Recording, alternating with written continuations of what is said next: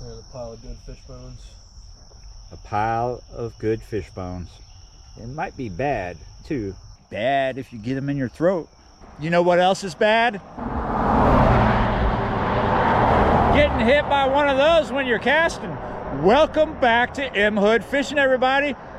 That voice you heard behind me from up high, that's Alex.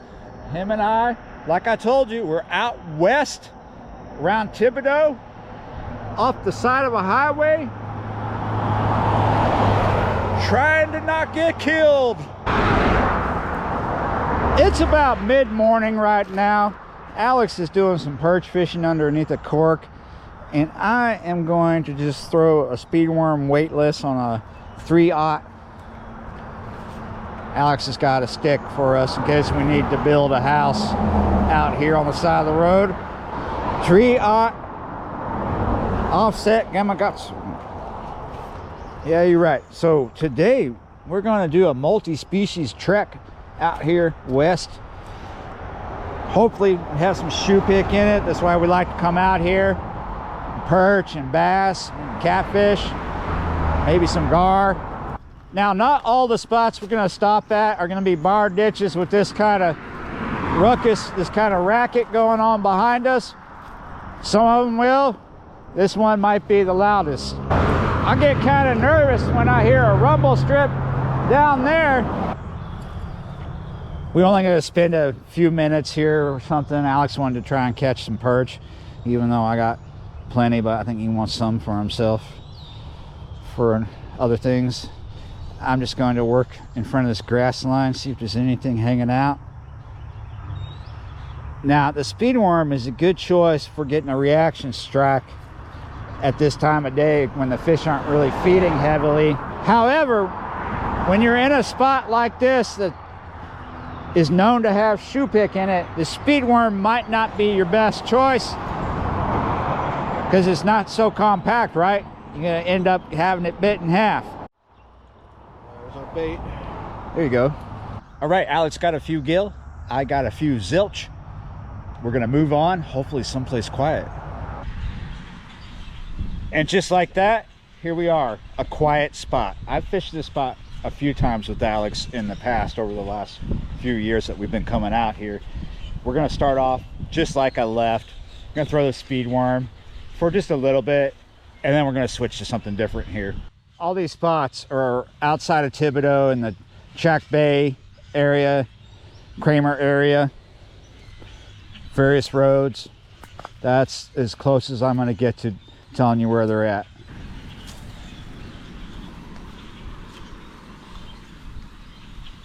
Coming up the side of all this, coming in front of it, paralleling it, has paid off before. We are, oh, that may have been a shoe pick right there, or a gar. I think that was a gar striking. Or yes, there's a lot of fish feeding right here. You see them just going crazy. Something was snapping at the line as it, the slack of the line as it dips on the, look at that. Look at that. You see that? Can you see that in front of this grass? Just stuff going crazy. Now we had a hit. Let's see if we still have a whole worm. We do. Yes, sir. We're getting good. Let's see if we can get this cut in half. Whoa. There's a lot more action here than the last spot. Now, what I was trying to tell you about before all that went off is the reason why I'm throwing like this, paralleling this stuff. Shoe pick love to hang out right in front of the veg, right in front of the grass, and those are shoe pick. At first I thought it was gar snapping at the line, the slack of the line hitting the surface. That was an actual hit, a pretty good one. Worm is still intact. I think a piece of cut bait under a cork is what is going to be the most productive. However, I love catching them on soft plastics, on artificials, and I just love it when something gets cut in half by teeth. It's just great. Not so much when it's an expensive bait, but these are not that expensive. It's a Zoom speed worm. That is exactly what I'm doing right now. Something more productive. This is a 2/0 octopus. I know it's a small hook, but that's what we're going to go with to start, with a very small piece of cut bait. It'll work. We're about a little over a foot, not much over a foot underneath that cork. A little bit of a bullet weight. I know you're hearing this wind crank up and you're like, you're gonna float fish that? I am, because fishing the bottom here is 100% snag. Well, you know, it's snaggy, so float fishing is better. We're gonna put this right in front of the grass in the area where I was getting hits, where there was all that crazy action when I threw the speed worm over there. So this wind that's cranking up right now might be associated with what the forecast called for out here today. There's a chance of thunderstorms at some point today.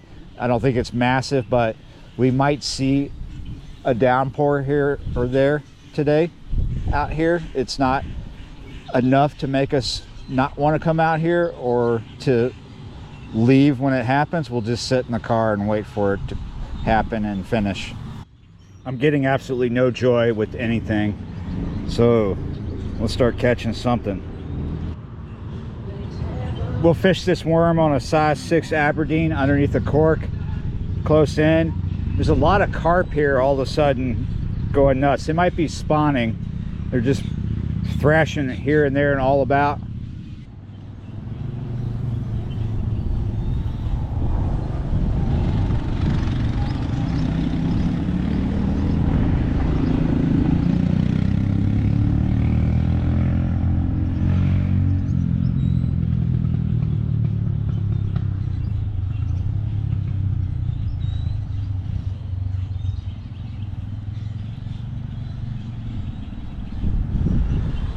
Gotcha.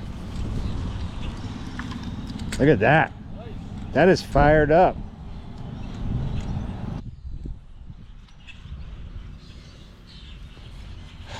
Man.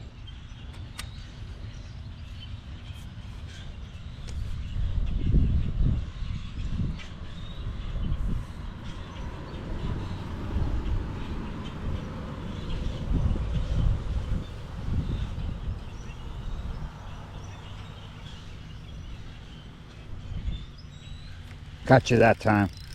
Oh, what do I got? That's a little more fight than a perch, right?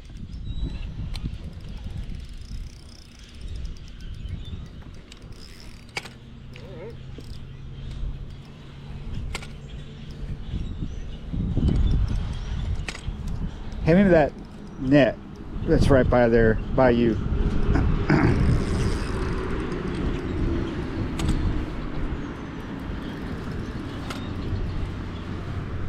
Nice.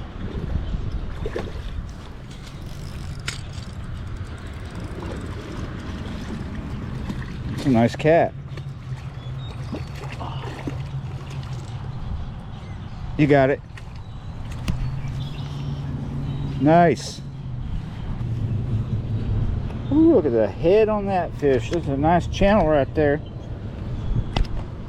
Ooh, feisty. He's not happy. Where's the bait at? Whew, that is one angry channel cat right there, let me tell you. Alex is gonna keep this fish. You ready? Mm-hmm.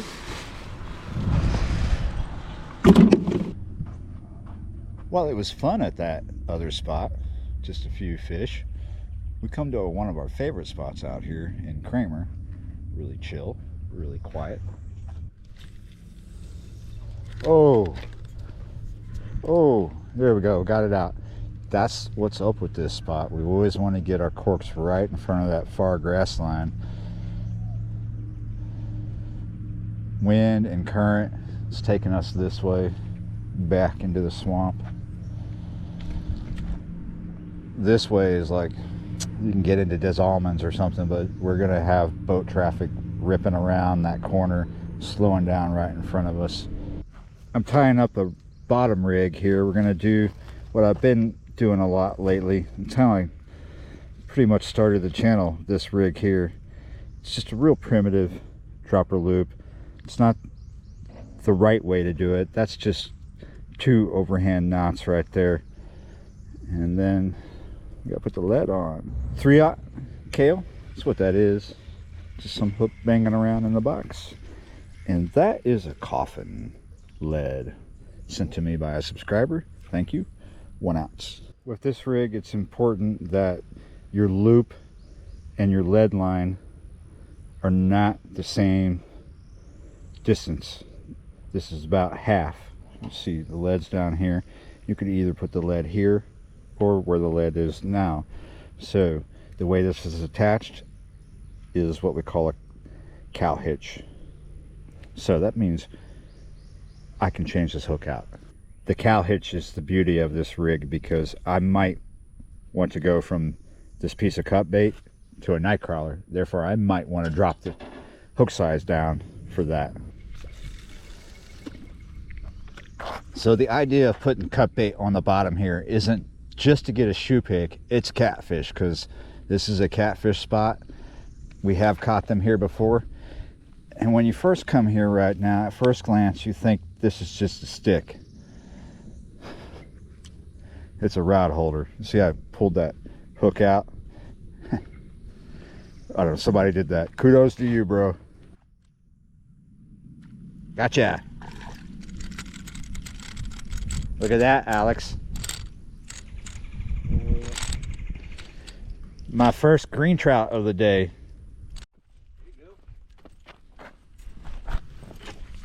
Nice. I knew I'd get something off the bottom here, and it's not a turtle because it's running. Ooh. That's why I went with the Kale, actually, Alex, because you get good hookup ratios with gar on the Kale. It's been slow today, so we want to catch a lot of fish, even though it's not the best time to fish. So the Kale, I had an idea, would produce something. Even if it was a gar, I would get a better chance of a hookup. And there we go. Nice. You can go home. Here we go. We're probably just gonna stick this spot out for a good while. However, it is slow here. We've totally decided to wrap up our trip out west here for shoe pick. No shoe pick in this video. Few interesting catches, not really, but yeah, you're right. We are going to wrap it up and go do something else. Another 2 video day, totally different location, totally different video. Yeah, you're right. We got some traveling to do. Let's pick up some food. Thanks for watching, liking. Oh ho ho, look, I got the first fish of this session. There you go. I wasn't paying attention, so he took it all the way to the back of the throat there. So there's not a second video today. It was just an extra perch at another location. This one closer to Belle Chasse. So I'll be home in 5 minutes. See you next time.